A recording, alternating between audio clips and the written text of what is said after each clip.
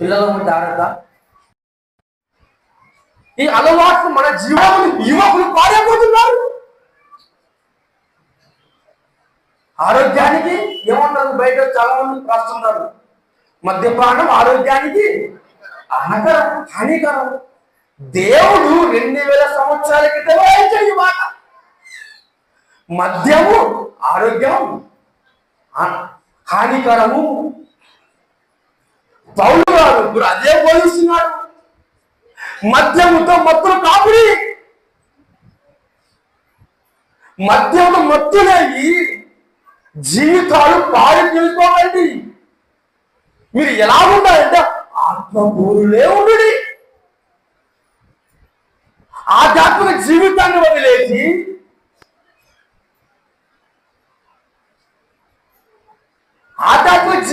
వదిలేసి మద్యత మత్తులేవారు. దానిలో ఏముందంటే దెయ్యపాశం కలదయ్యా. ఈ మద్యము ద్వారా ఎన్నో కుటుంబాలు అర్థవంతంగా ముగిసిపోతున్నాయి.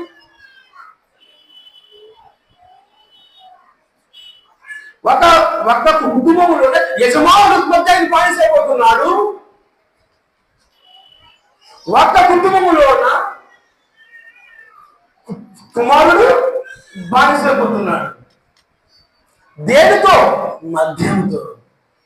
ఈ మద్యంతో బానిసైపోయి భార్యని వదిలేస్తాడు. భార్య పట్ల ప్రేమ ఉండదు, బిడ్డల పట్ల ప్రేమ ఉండదు.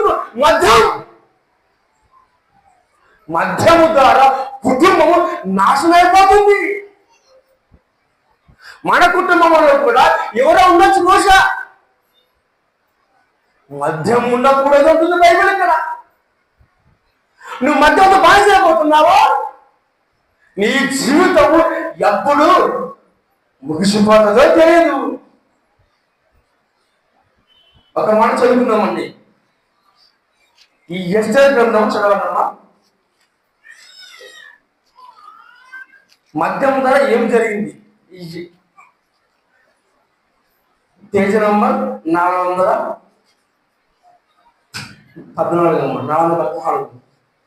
ఈ ఎస్తేరు గ్రంథం 1వ అధ్యాయము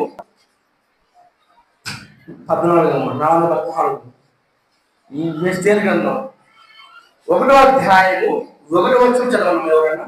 ఆశ్వేరోషు దినములలో జరిగిన చర్యల వివరము హిందూ దేశము మొదలుకొని కూసు దేశము వరకు ఆ కాలమందు రాజైన అహస్వేరోషు సూషాను ప్రజల నుండి రాజ్య పరిపాలన చేయించుండగా ఇక్కడ ఒక రాజు ఉంటాడు. మాకు సమయం లేదు చెప్తున్నాము. ఒక రాజు ఉన్నాడు. ఈ రాజు ఎవరంటే అహష్వేరోషు. ఈ అహష్వేరోషు 127 సంవత్సరములకు అధిపతి. 127 దేశాలకు అధిపతి. ఎవరు? ఈ అహష్వేరోషు. మన దేశానికి నరేంద్రమోడీ ఎలా ఉన్నాడో 127 దేశాలకు అధిపతి ఎవరు? అహష్వేరోషు. ఈ అహష్వేరోషు అతని ఘనత ఎలాంటిదంటే చెప్తున్నాడు. అతని ఘనత ఎలాంటిదంటే 4వ వచనం. అతడు తన మహిమ గల రాజ్యము యొక్క ఐశ్వర్య ప్రభావాలను తన మహాత్యాశయ ఘనతలను అనేక దినములు అనగా 108 దినములు కనుపరిచారు. ఈ అహష్వేరోషు ఎలాంటి వాడంటే అతని ఘనత గురించి, అతని యొక్క అధికారం గురించి చెప్పడానికి 120 దినములు పడుతున్నాడు. అంటే అతని గురించి చెప్పడానికి, ఎవరు? అహష్వేరోషు గురించి ఇతరులు చెప్పడానికి 180 దినాలు తలకేసుకో. అతను ఎలాంటి గొప్పవాడు? ఇలాంటి గొప్పవాడు ఏమి జరిగింది ఇతను? అహష్వేరోషు ఒకరోజు విందు జరిగించాడు. ఈ విందు ఎన్ని రోజులు? 7 రోజులు జరిగించాడు అహష్వేరోషు ఈ రాజు. ఈ విందు జరిగి 7 దినాలు గొప్ప విందు చేయించాడు ఆ రాజ్యంలో అహష్వేరోషు. చదవండి ఆ మాట కూడా. 10వ ఉంటుందమ్మా. 7వ దినమందు రాజు ద్రాక్షారసము త్రాగి సంతోషముగా ఉన్నప్పుడు కూడి వచ్చిన జనములను అధిపతుడు రాణి అయిన సౌందర్యమును ఆ రాజు దగ్గర చాలా మంది వచ్చారు అధికారులు. ఆ రాజు ఏమో మద్యము తాగి ఎక్కువగా సాగిపోయాడు. మద్యం ఏమని ఇక్కడ రాజు ద్రాక్షారసము త్రాగి, ఈ అహస్వరాజు ఈ రాజు మద్యం తాగాడు.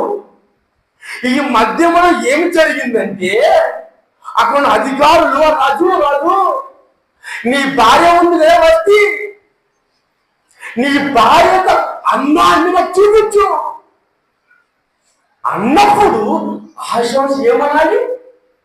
తిట్టాలి. కానీ ఏమనలే తెలుసా? చూపిస్తాను అన్నారు రాజు. ఎందుకు? మద్యం తాగాలి కాబట్టి భార్య విలువ అర్థం తాగాడు.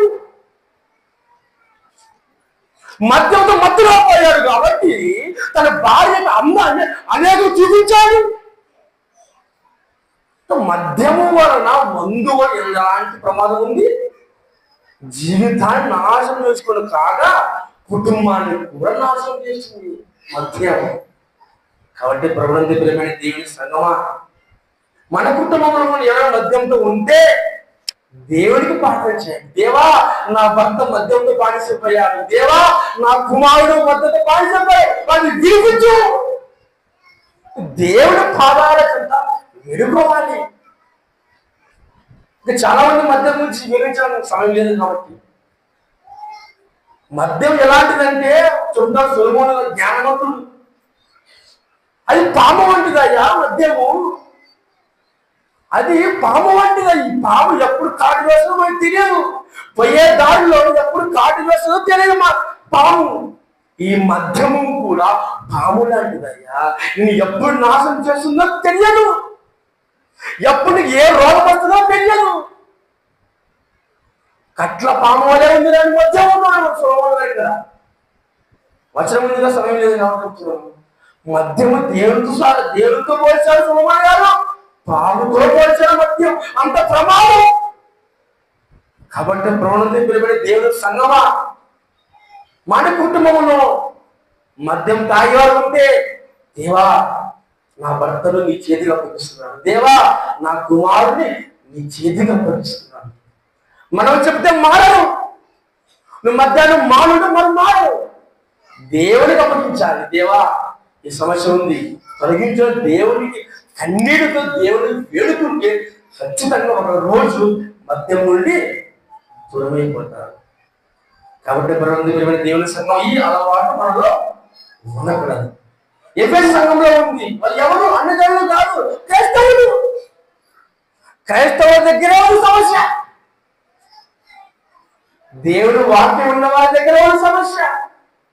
అలాంటి సమస్య మన కుటుంబంలో ఉండకూడదని దేవుడు మాట్లాడబోతున్నాడు. ఈ మాట మన హృదయంలో పెట్టుకొని, మన మైండ్ లో పెట్టుకొని, మన కుటుంబంలో ఎవరంటే వారికి కూడా ప్రార్థన చేయాలి. దేవుడు హెచ్చరిస్తున్నాడు. మనం మరొక మాట నుంచి చెప్పుకుందామండి. ఇంకొక మాట, ఒక అలవాటు